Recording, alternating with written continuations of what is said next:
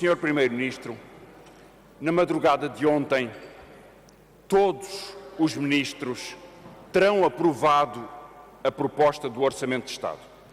Eu quero fazer-lhe uma pergunta muito direta, que é se esse Orçamento de Estado vai ser aplicado e executado pelos ministros que o aprovaram.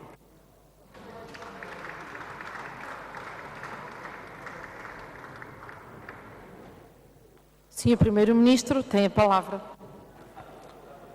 Senhora Presidente, quero confirmar que o Conselho de Ministros aprovou na madrugada de ontem, como o Sr. Deputado disse, as linhas gerais do Orçamento e introduziu várias alterações à proposta que foi circulada. Essa decisão do Conselho de Ministros será ainda objeto de complementaridade na elaboração do relatório do Orçamento, do próprio Orçamento, que estará concluída ainda durante este fim de semana e que será ratificada pelo Conselho de Ministros segunda-feira de manhã.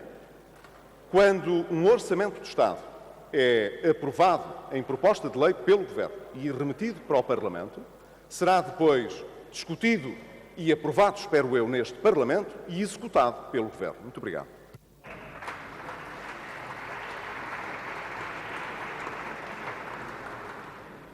Sr. Deputado Francisco Louçã, faz favor. Sr. Primeiro-Ministro está a matar a última esperança da sua maioria.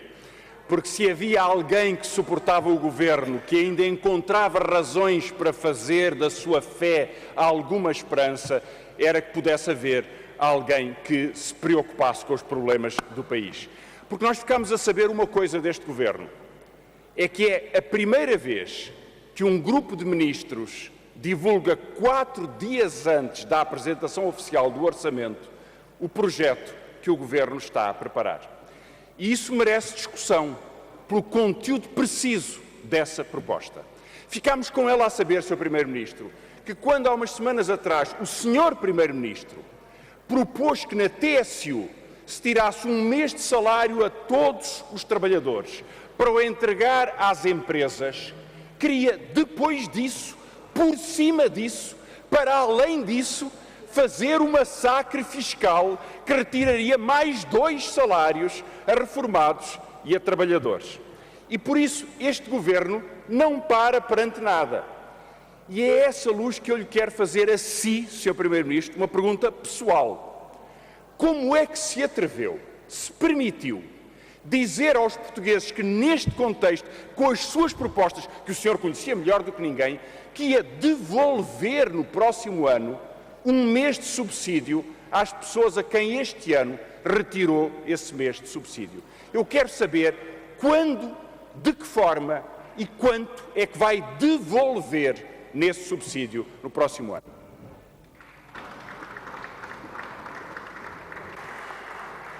Sr. Primeiro-Ministro, tem a palavra. Senhora Presidente, Senhor Deputado, eu confesso a primeira parte da sua pergunta, não entendi mesmo. Não leva a mal a incapacidade minha sobre o matar a última esperança de qualquer coisa que não entendi. Mas o Governo terá a ocasião de discutir o Orçamento de Estado na Assembleia da República quando o apresentar. É assim que as nossas regras estabelecem e é isso que vai acontecer. Quando afirmei, e o Sr. Ministro das Finanças afirmou também, que nós iríamos fazer uma devolução parcial dos subsídios, quer para funcionários públicos, quer para reformados, e na comunicação última que o Sr. Ministro das Finanças fez, quantificou o valor dessa devolução, apenas lhe posso confirmar que é isso que vai acontecer. É isso que vai acontecer, Sr. Deputado. Também lhe posso confirmar, porque isso ficou acordado durante o 5º exame regular com a Troika no mês de setembro, e tal como o Sr. Ministro de Estado e das Finanças o reafirmou, porque o afirmou 2 vezes, na conferência de imprensa que fez na sequência desse exame regular e na conferência de imprensa que fez na semana passada, depois da mexida na alteração à TSU ter sido concretizada, que está em preparação e está em ultimação uma reforma fiscal que compreende a redução do número de escalões de 8 para 5 e de um aumento da taxa média de tributação.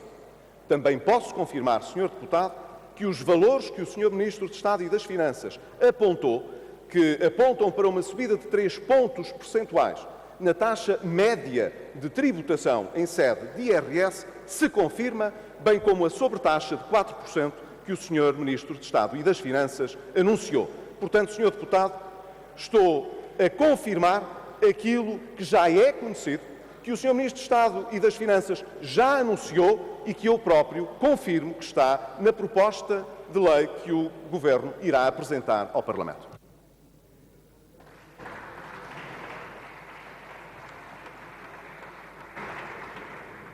Sr. Deputado Francisco Louçã, faz favor.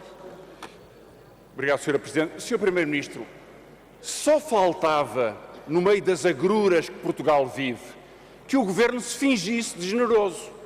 O Sr. Primeiro-Ministro diz que vai devolver um subsídio que é dos reformados e que é dos trabalhadores. O Sr. Primeiro-Ministro imagina que um metalúrgico, ou um cantoneiro, ou um enfermeiro, ou um médico que recebe o salário de janeiro diz: que satisfação, o Dr. Passos Coelho devolveu-me o salário de janeiro. O salário é dele, Sr. Primeiro-Ministro. O senhor não devolve nada. O senhor é obrigado a pagar o que o Tribunal Constitucional disse que era um assalto. E vem aqui fazer um rapapé sobre as expressões que instigam à preocupação e à violência. Acha que há algo que instiga mais a desgraça dos portugueses do que um governo que diz: olha, vamos devolver os vossos salários do trabalho que vocês fazem, as reformas da vossa vida. Devolução. Mas não há um pingo de vergonha na política do governo. É claro que o governo diz: vem mesmo massacre fiscal. Já sabemos. Quem ganha 800 euros vai pagar mais 40% de imposto. Os reformados, é claro, como o CDS está no governo, nunca se esquecem dos reformados, ainda vão pagar mais em imposto do que os salários. É claro que sim. E já sabemos também, porque temos a proposta de lei do governo, que vai despedir dezenas de milhares de trabalhadores contratados na função pública. Já disse uma coisa e outra: 40 mil, 10 mil, 15 mil. Eu só gostava de saber se no efeito dos impostos, no efeito do ataque às pensões, ou, por exemplo, nos despedimentos da função pública, se o governo que assim atira com este bombardeamento fiscal, se alguma vez fez algum estudo, faz ideia, Sr. Primeiro-Ministro, do que vai fazer à economia, do nível da recessão, do nível de desespero, do nível de desemprego, ou acha que simplesmente fica exatamente na mesma da sua previsão antes de tomar estas medidas? Queria saber, Sr. Primeiro-Ministro, se com estas medidas está a instigar tanta dificuldade às pessoas, se tem alguma ideia do efeito que elas vão provocar.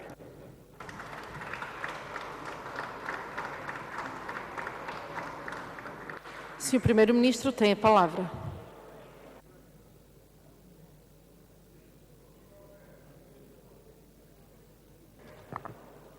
Muito obrigado, Sr. Presidente.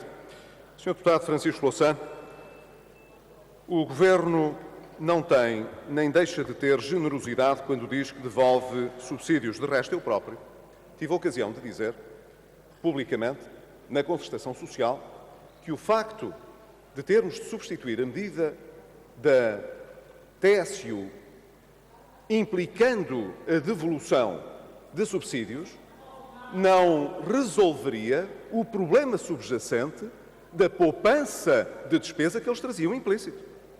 Quer dizer, nem o Tribunal Constitucional sugeriu tal, Sr. Deputado. Uma coisa é dizer que uma determinada solução não deve ser aplicada, outra coisa é dizer não precisam de solução nenhuma porque não há problema. Não, o problema existe. Foi porque o problema existia que o Governo propôs o ano passado que se suspendesse o pagamento desses subsídios durante a vigência do PAF, justamente para poder resolver um problema que tínhamos de excesso de despesa. Ao Sr. Deputado, isso é claro. Não há aqui prestidigitação. O Governo nunca ocultou que não havia um problema para resolver. Mas diz o Sr. Deputado, o senhor faz ideia do efeito que estas medidas vão provocar, ao Sr. Deputado, fazemos o cenário macroeconómico que acompanha o orçamento, traz a projeção do que o Governo e os nossos parceiros, ao nível da Troika, esperam que sejam a consequência das medidas que estamos a tomar. Mas quero lhe dizer, de forma muito direta, que o Governo assumiu uma decisão que tem custos, ao contrário do Partido Socialista, que tem medo de tirar a conclusão das ideias que defende, que é pedir mais tempo e, portanto, mais dinheiro, um segundo resgate e ter cá a Troika mais anos. Portugal, do ponto de vista do Governo, deve evitar esse caminho. E essa foi a decisão que tomámos. Não vamos pedir um segundo resgate, não vamos ter cá a Troika mais tempo e vamos cobrir a diferença de financiamento que temos justamente entre poupanças adicionais de despesa e agravamento fiscal.